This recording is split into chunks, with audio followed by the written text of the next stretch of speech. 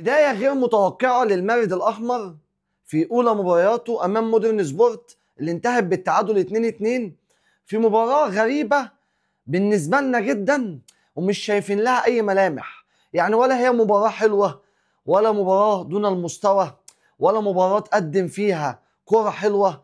تحس إن هي مباراة كده رخمة وتقيلة على قلبنا في بداية الدوري، وده مش المنتظر من لعيبة الأهلي تيم النادي الأهلي. احنا مش عارفين انتوا حاسبينها ازاي.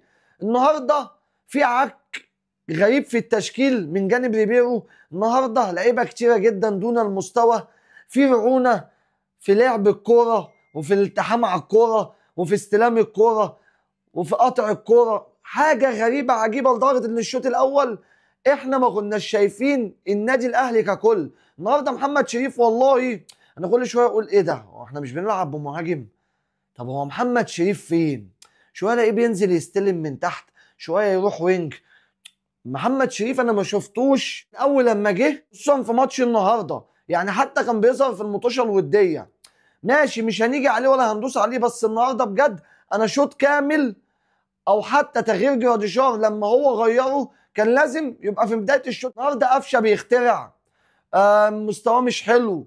النهارده محمد شكري ما كانش ظاهر خالص في حته باك الشمال دي، ودي هتبقى مشكله كبيره شكلها معانا الايام الجايه. حتى ريبيرو اما جه يغير ويجدد الدم عشان خاطر يمشي الماتش، نبي لاعب كريم فؤاد باك ليفت اللي طول عمرنا ما بنشوفوش الا في الجنب اليمين وهو دي شغلانته. طب في إيه يا جماعه؟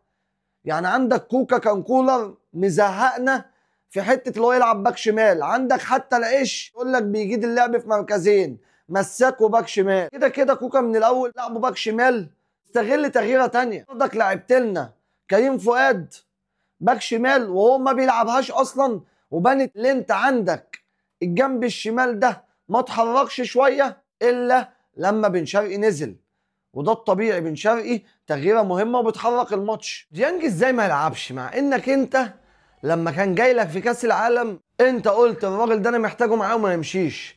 ازاي انت النهارده بدات بقفشه واحمد رضا قلت عايز تحرك الماتش وعايز لعيبه تلعبك ما فيش مشكله؟ طب احنا النهارده امام عاشور ومروان عطيه مصابين. طب انت النهارده في تغييره زي اللي انت غيرتها لكوكا وما لعبتوش باك شمال، ازاي تنزله خط نص وديانج قاعد؟ دي حاجه غريبه عجيبه، وما ينفعش واحد زي ديانج يبقى قاعد وكوكا بيشارك مكانه. دي انا مش فاهمها. انا من الواضح ان انت كده لسه بتجرب الخطط وافكارك، وده وقت خلاص. انت دلوقتي بدأت البطولة وبالمنظر ده، لو مش